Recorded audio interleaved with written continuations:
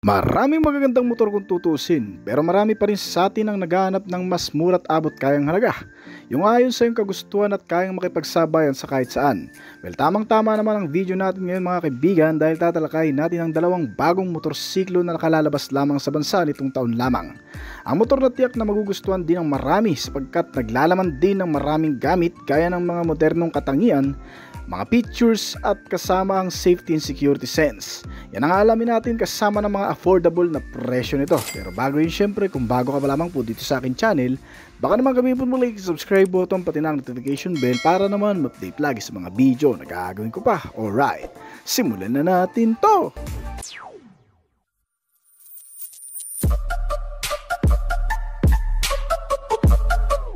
Isa sa mga takbuhan ng mga naghahanap ng mas abot kayang pakete ng motorsiklo sa bansa ay ang Rusi brand, na kung saan karamihan sa mga motor na inilalabas ng brand na to ay ginagawa o ina-assemble lamang dito sa bansa.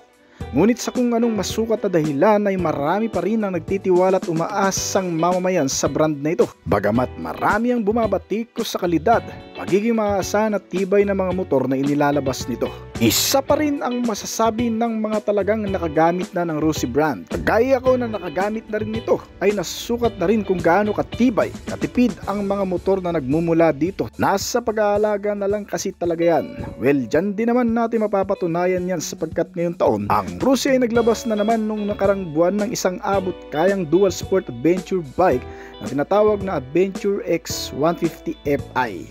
Ang motor na ito ay entry ng Rusi para sa kanilang segment na dual sport adventure bike scooter dito sa bansa, na pinapangunahan ng Honda ADV at ng iba pang scooter na gaya nito ang kategorya. Well, sa pormahan pa lang talagang makukuha na nito ang kiliti ng karamihan sapagkat mukhang may ibubugad din naman ng isang ito kung titingnan. May malaragid at sporty looking na adventure type na may kaunting premium touch at ilang mga kakaibang aesthetic sa feel. Kabilang ang pagkakaroon nito ng sariling estilo mula sa frontal piece dahil meron itong mga naka-carbon finish garnish cover at dalawang eye-shaped LED projector type na headlamp. At ang maganda pa rito, maging ang mga turn signal light indicator nito ay mga naka-LED type na rin. Akalain mo yun, sa mga ilaw pa lang nito ay talagang bawing-bawi ka na. Ngunit pagdating naman sa likuran, aagaw din sa attention mo dito ang kakaibang pormahan ng tail lamp na naka-LED type na rin. Ang mga gulong na nakadesenyo na para sa off-road trips na may kasamang spook type alloy wheel mags ay mas nagmukhang adventure type palalo na klase. Ang side profile kung titingnan ay may natural lang naman na disenyo na kung saan kuhang-kuha ang Honda ADV-like styling. Dahil doon pa rin naman nakabase ang pagiging scooter type na adventure na klase nito. May mga graphic design din ito na nagbibigay kulay dito. Kasama ang ilan pang mga decals ng brand, kakaibang disenyo ng muffler cover, dalawang side step board na bumabalanse palalo sa upright position. Kaya naman kapansin-pansin din ang overall looking design nitong ADV Rusi ay medyo may arte at pagiging elegante kahit papano. Ngunit sa ibang bagay, wala namang masyadong kasasabikan sa totoo lang pagdating naman sa internal specs. Dahil sa mura nitong presyo ay pang-abot kaya lang din ang mga gamit na inilagay sa motor na ito. Tulad na lang ng simpleng pormahan ng naked handlebar na may kasamang LCD type digital instrument meter panel gauge at kahit papano ay detalyado na rin. At marami nang nakalagay na impormasyon at mga notifikasyon dito para sa kumpletong detalye ng pagmamaneho. Meron din itong mataas na adjustable na windscreen protector at ang mga malalapad na pillion seat ay para sa dalawang tao na may kasamang rear grab bar na pwedeng suporta ang angkas o di naman kaya ng mga kargo. Ang motor na ito ay medyo accessible na rin sapagkat nilagyan ito ng fuel tank na nasa harapan lang din ng center spine at naglalaman ng fuel tank capacity na 11 liters ang full tank. Itong Rusi Adventure X 150 pagdating naman sa convenient features, sinamahan ito ng mga console packet sa harap na may kasama ng takip at isang USB ready charging system. Kasamang malaking underseat storage na magkakasya na rin ang full face helmet mo dito panigurado. Pagdating naman sa chassis and suspensions, medyo matibay ang buong body frame nito o yung bakal na ginamit dito. Kasi may kabigatan itong modelo na tumitimbang ng 148 kg. Ang front suspensions nito ay may kasamang protective boot at naka-telescopic fork suspension. At bagay na bagay lang din dalhin sa mapuputik na lugar. Maging pati kasi sa mga gulong nito ay nakapang off-road ready na, kaya wala ka nang masyadong poproblemahin pa. At may kabuuang sukat na 110 by 80 R14 sa front at may 2-piston caliper brake pang kasama na may single disc type na front braking system. Habang ang rear suspension naman ay ginamitan ng dual shock absorber na may kasamang coil spring. Minimal lang ang pagkaragid pero maaasahan na rin sa malulubak. Kasama rin nito ang rear wheel tire na may kabuuang sukat naman na 130 by 70 R13. Naka-tubeless na nga rin pala ang dalawang gulong nito, kaya sulit na sulit talaga. Meron itong kasamang rear brake na may single piston caliper naman at may kasamang malaking disc type na nagbibigay dito ng maayos na pagpipreno, lalo na sa mga emergency braking. At dahil kahit papano ay hindi pa rin pinabayaan ng brand na maliitin itong modelo kahit papano sa napakamurang presyo, ay nagkaroon pa rin ng magandang safety features na combination braking system o CBS. Ang CBS ay nakatutulong din para masuportahan ang maayos na paggamit ng braking system sa pamamagitan ng pag-apply ng dalawang brake sa harap at likod sa oras ng mga pagpapahinto at sa mga emergency braking. At pinapagana lamang ng isang brake lever. Pagdating naman sa makina, itong Rusi Adventure X 150 ay pinapagana ng 149.3 cubic centimeter na displacement capacity. Naka single cylinder, 4-stroke, single overhead cam, 4 valves at naka fuel injected type na fuel supply system. Isang magandang bagay din sa motor na ito ang pagkakaroon ng cooling system na liquid cool type na kahit papano ay hindi tinipid. Kaya kahit sa long ride mula sa city hanggang sa province ay siguradong mapapakinabangan mo ito. Meron itong compression ratio na 9.3:1 at bore and stroke size na 57.3 by 57.9 mm. Ang mill nito ay ipinares sa isang automatic variable transmission type na gumagawa ng maximum output na 14.7 horsepower at 8,000 revolution per minute. At may maximum torque na 14 Nm sa kada 6,750 RPM. Ay bilis na nagagawa itong motor na umaabot ng 110 to 115 km per hour. Pagdating naman sa fuel tank, nabanggit natin kanina na may malaking tangke rin ito na kasama na naglalaman ng 11 liters ang full tank. At kumukonsumo naman ng mas matipid na umaabot ng 40 to 45 km per liter. Ang Rusi kahit papano ay may ibubuga na rin kasama ang ilan sa mga katangian nitong motor na siguradong magagamit ng mas maigi sa araw-araw. Meron itong key ignition system na naka-manual pa ang susi at kahit papano ay functional na rin. Kasama ang ilang pang safety features nito gaya ng engine check warning, pass switch, side reflectors at marami pang iba. Pagdating sa kabuuang sukat, may haba ito na 192 cm at lapad na 76.3 cm. May taas ito na 119.6 cm at may seating height na 81 cm. Ang ground clearance size nito ay 12 cm at may kabuuang bigat na 142 kg. Ang wheelbase size ay nasa 134 cm at nagkakahalaga ang presyo nito ng 110,000 pesos lamang dito sa bansa. At ang isa pang modelo na bago lang din sa merkado ay ang tinatawag namang Motopush Evo 170. May pagka-modern style at aggressive looking ang pamilyar na itsura ng isang ito. Isa sa mga pinapangarap ng karamihang rider, commuter at ilang mga motorcycle lovers sa bansa ang magkaroon ng ganitong klaseng motorsiklo, lalo na nung una itong inilabas sa Philippine market noong 2022. Isa ang Honda Click 160 sa mga kinikilala ng mamamayan bilang isang mapagkakatiwalaang motor sa bansa na may nakakabilib na pormahan, maraming advance na katangian at siguradong maaasahan kung saan-saan. Buhat ng ito'y inilabas ay naging kasama na sa listahan ng mga pinagpipiliang motor ng mga mamimili sa bansa.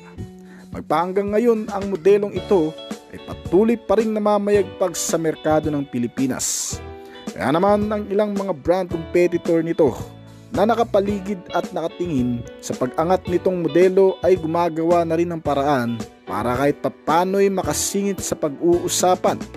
Gaya na lamang ng isang motor na tatalakayin natin ngayon. Ito ay bago at kalalabas lamang din dito sa merkado ng Pilipinas.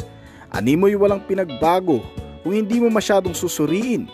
Well, kung tatanungin, isa pa rin naman ito sa magugustuhan mong klase panigurado.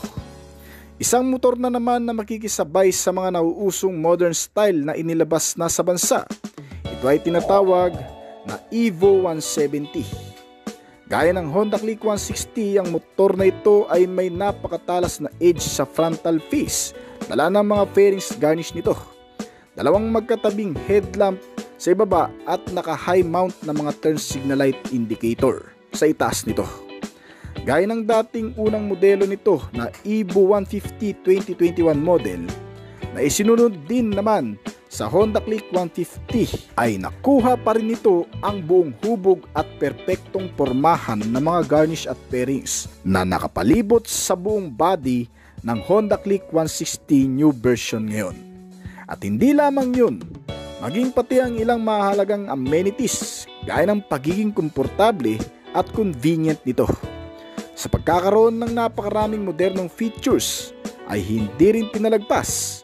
Meron din itong isang malapad na front footboard gaya ng sa Honda Click 160, mga console pocket sa harap, retractable hook na sabitan at isang malaking underseat storage compartment base para sa ilang mga gamit na pwede mong ilagay dito.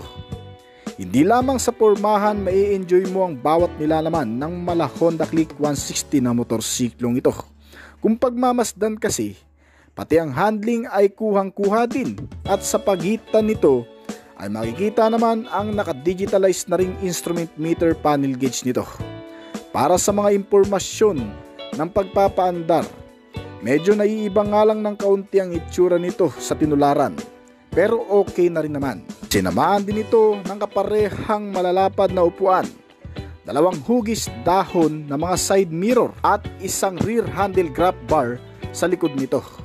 Ay para ka na ring nakabili ng isang mamahaling motor o Honda Click 160 sa klase nito. Itong Evo 170 kasi mga kaibigan ay mabibili mo sa murang halaga lang. Inilabas ito na may iisang variant na nagkakahalaga ng 88,000 pesos lang.